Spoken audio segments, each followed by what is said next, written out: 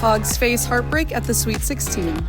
We fought through a lot of aberration, through a lot of ups or downs. The only people that know what we went through is us. After a slow start to the season, the Hogs finally found their rhythm and danced their way through March Madness, but it was not enough to secure a spot in the Final Four.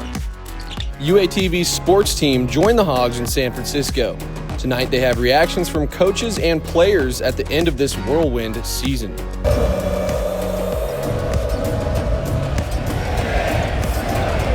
Fans at home, in San Francisco, and across the world tuned in to support the Razorbacks. We were excited to root on the Hogs, and it was exciting to see all 200 people be able to cheer. Many students watched with high hopes even while on spring break. See how those Hog fans celebrated together despite the miles separating them. The Arkansas Razorbacks' trip to the Sweet 16 ended not so sweet. Their trip home from San Francisco and everything that led up to it. The UATV starts now.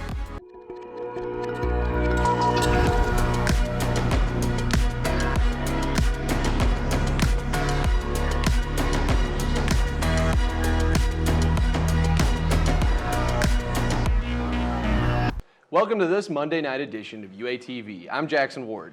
And I'm Gracie Toohey. Thanks for joining us.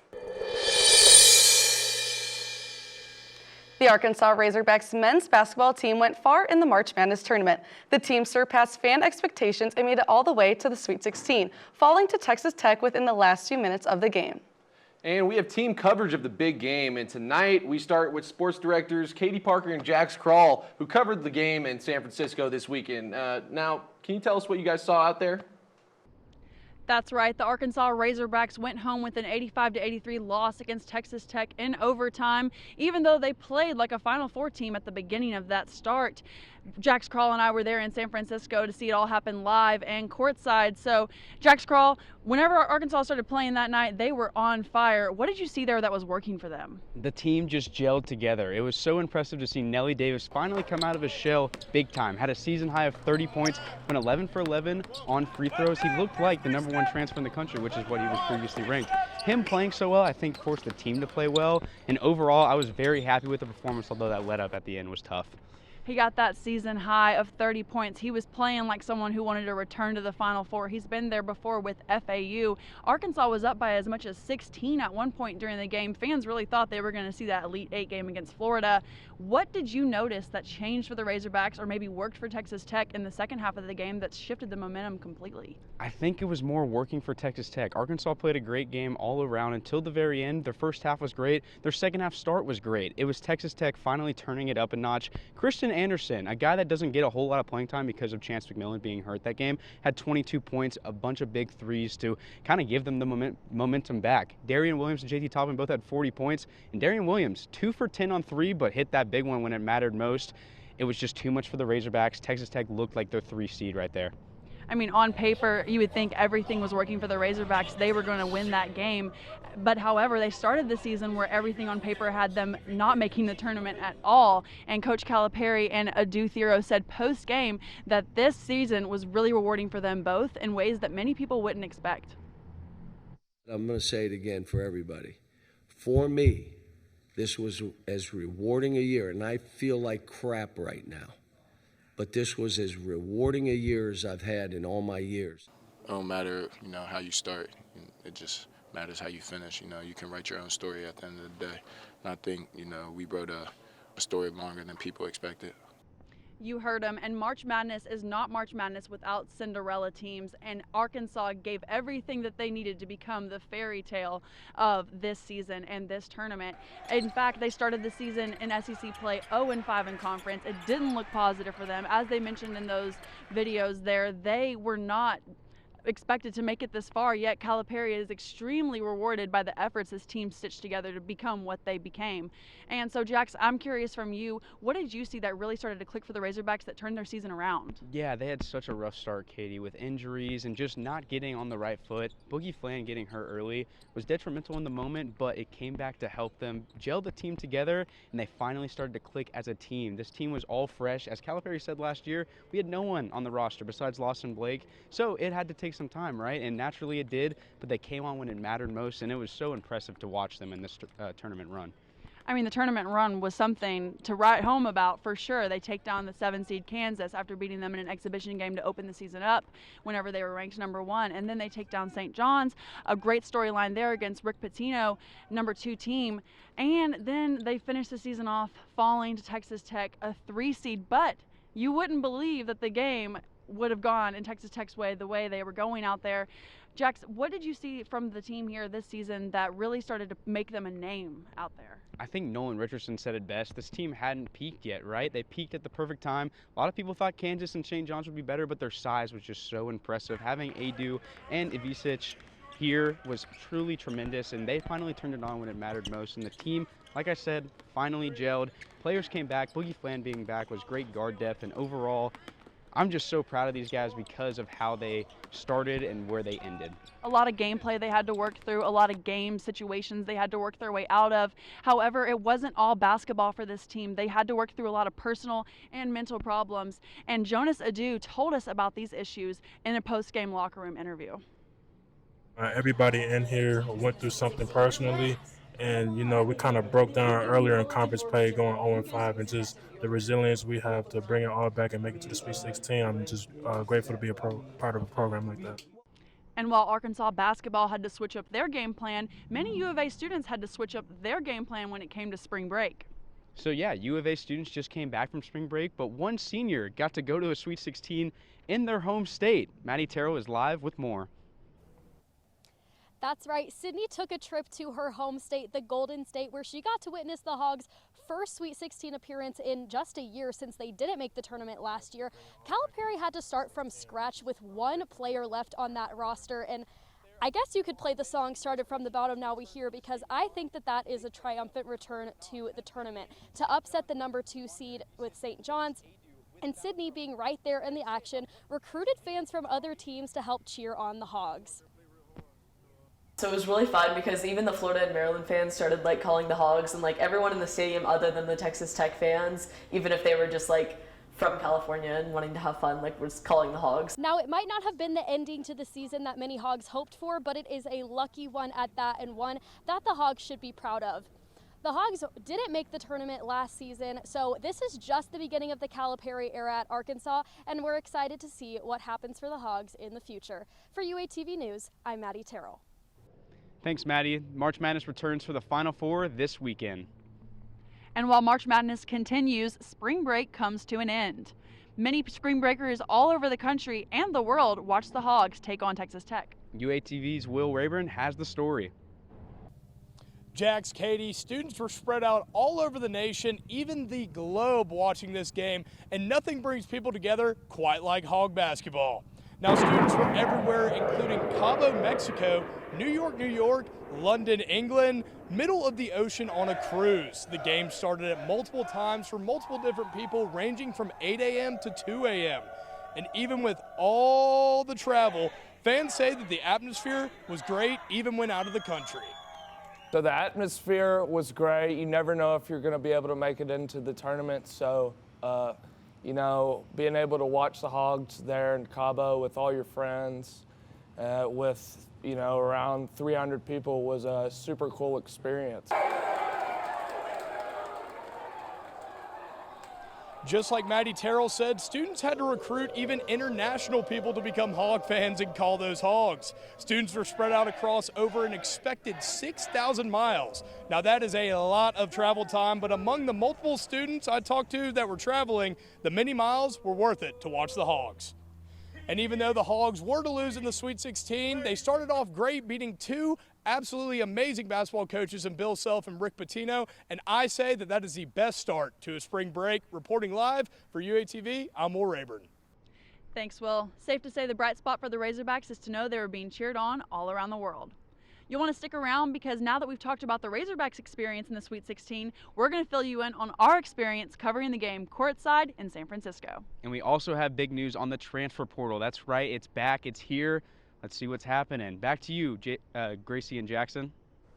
With the Arkansas basketball season now at an end, fans should remember the obstacles this team overcame. Coach Calipari and the Razorbacks defied the odds by making the NCAA tournament after starting 0-5 in SEC play. The Hogs defeated two Hall of Fame coaches in the first two rounds of March Madness. And after falling in the Sweet 16 to Texas Tech, Coach Cal will hit this offseason hard in recruitment and the transfer portal. Mullins Library renovation reaches its overdue completion. Today's just the beginning, and we're really excited to finally be here. See what renovations were made and how students can benefit.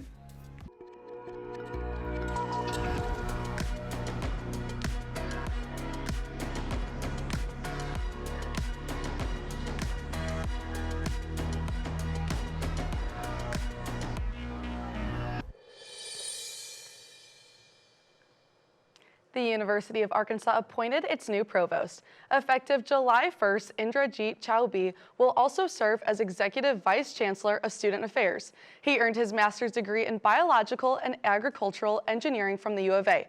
Chowbey returns to the Arkansas after serving as Dean of the College of Agriculture, Health, and Natural Resources at the University of Connecticut. After more than 2 years behind construction barriers, levels 1 and 2 of Mullins Library now welcome students once again. Excitement filled the space as visitors snapped photos and explored the newly designated areas. From maker spaces to recording studios, fresh additions bring new opportunities for students.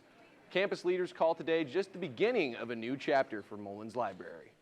So we're really excited today. We've gotten lots of great feedback. I always think it's a good sign when students come in and they're taking pictures and photos, and you can overhear their excitement about the spaces. And really, today's just the start. A cafe prepares to open next month while data visualization and VR spaces roll out in the coming weeks. Ramadan fasting came to a close yesterday. The Multicultural Center will hold a First Friday Eid celebration on Friday to celebrate the end of Ramadan. It takes place on the 4th floor of the Union from 11 in the morning to 1 in the afternoon. Organizers will provide food and entertainment for the event. Sexual Assault Awareness Month begins tomorrow. From 11 a.m. to 2 p.m. tomorrow, students can stop by the Union for food and activities. Survivors of sexual assault can access help by talking to professionals at this event. Multiple organizations plan to hold events all month long for sexual assault awareness. One deadline quickly approaches for sports fans. More on how Hog fans can guarantee their spots at this year's football games. While you're hitting snooze, crews at your favorite courses are already hard at work. How they get it all done.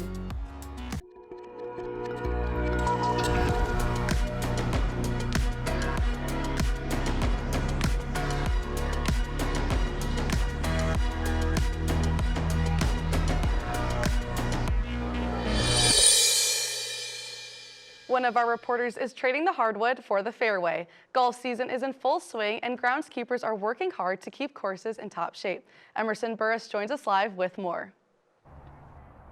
With spring officially here, golf courses across Northwest Arkansas are coming back to life, thanks to the early morning efforts of grounds crews. From aerating greens to repairing frost damage and fine-tuning irrigation systems, this is go time for superintendents who've been prepping for months. And while most of us are still asleep, their workday is already in full swing. Crews often start before sunrise to beat play and maximize daylight for maintenance. We're here 5:30, 6 o'clock in the morning. It's dark outside, mowing, spraying, rolling. All the course prep goes into play when it's dark out and everybody else is still sleeping. Nearly 60% of a golf course's maintenance budget. So this level of precision isn't just about pride, it's a major investment. So while March Madness is wrapping up indoors, the real madness is happening outdoors at the courses. One mowing perfect line at a time. Reporting live, Emerson Burris, UATV News. With warmer weather ahead and tee times becoming scarce, the pressure is on to keep every course on par. The Arkansas women's basketball team welcomes new coach Kelsey Musick. This comes after a season for the Lady Hogs where they lost 10 games by at least 30 points. The disappointing season led to former coach Mike Neighbors resigning. Musick led Oral Roberts to the most wins in a Golden Eagles single season since the 1982-83 season. Razorback Athletics named a new deputy athletic director and general manager. Boston Celtics executive Remy Cofield will officially join the Razorbacks tomorrow. Cofield's responsibilities in Fayetteville involve the allocation of department and affiliate resources to support athletic staff acquiring championship. Today marks the deadline for Razorback fans to renew their football season tickets. One benefit for season ticket holders include flexible payment options with ticket sales representatives. It also includes first rights to purchase football season tickets. Lastly, priority access to purchase non-athletic events takes place in Razorback Stadium. UARC Distinguished Lecture Series will host Football Hall of Famer Jerry Rice on Wednesday. This lecture will take place in the Bud Walton Arena from 7 to 8:30 p.m. Rice will talk about what specific methods he used that led to his success. Those interested can attend this lecture for free. Ozark United FC revealed updated plans for its future stadium. The 36-acre development blends soccer with retail, dining, and residential spaces. Team officials emphasized a vision beyond match days, incorporating features like breweries and upgraded amenities. This project follows a national trend where stadiums spark growth. Earlier in the show, we talked about how the Arkansas Razorback men's basketball team experienced that Sweet 16 round of March Madness. Now, you're going to hear from your sports directors about how we experienced it from a whole different lens. And now that we've talked about the team that took Arkansas to the third round of the March Madness tournament, that team could look a whole lot differently come next season with the transfer portal open and names already being thrown in the mix. Stay around because UATV Sports is up next.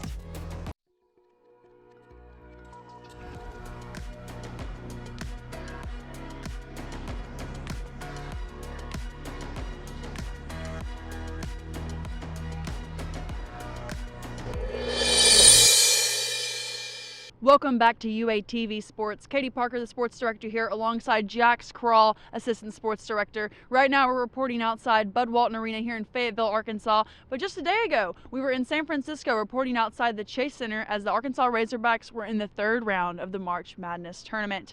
Now that that team has been cheered on by fans and covered by media, next season, it'll look a lot different. There will be guys in different jerseys on different teams. There will be guys who are off in the NBA, and there will be some guys who stay right here on the hill.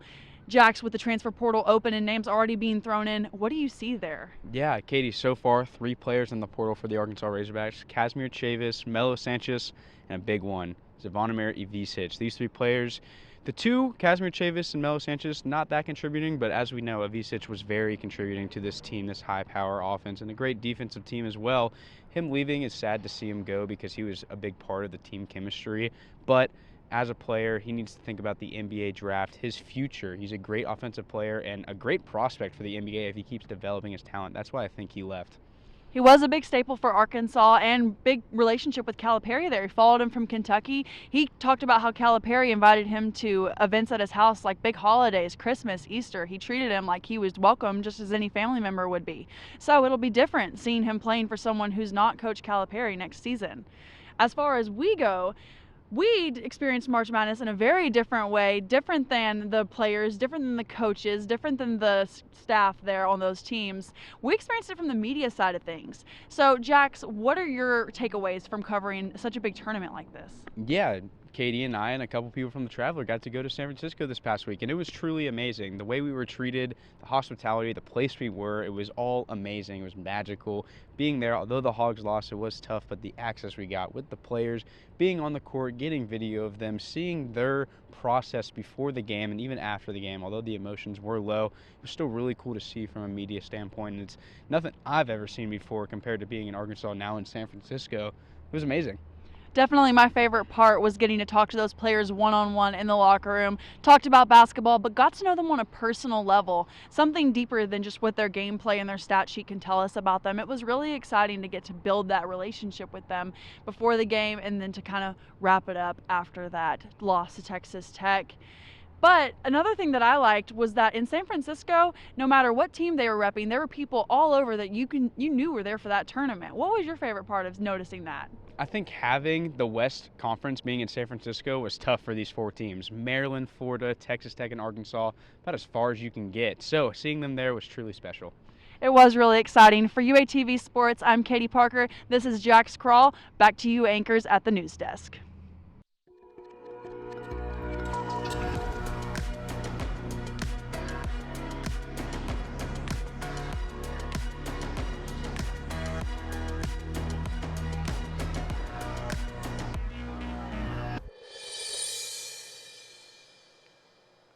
The 7-day forecast for Fayetteville looks stormy. Expect potentially severe storms Tuesday night and into Wednesday. Those storm chances will continue throughout the week into the weekend. To hear more about the full forecast, check out UATV on Wednesday and Thursday to hear from our weather anchors. A unique green ash tree at Walker Park in Fayetteville just earned the 2025 Amazing Tree of Fayetteville title. Residents selected this specific tree for its distinctive horizontal bend, resembling a natural swing. A plaque unveiling on April 25th will honor the tree, which stands at 25 feet with a 24-inch diameter. The ceremony, led by Mayor Molly Ron, coincides with an Arbor Day proclamation.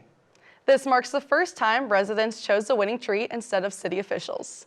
And that's unfortunately all the time we have for this Monday night edition of UATV. Make sure to follow us on social media at UATV News. I'm Jackson Ward. And I'm Gracie Toohey. Have a great night.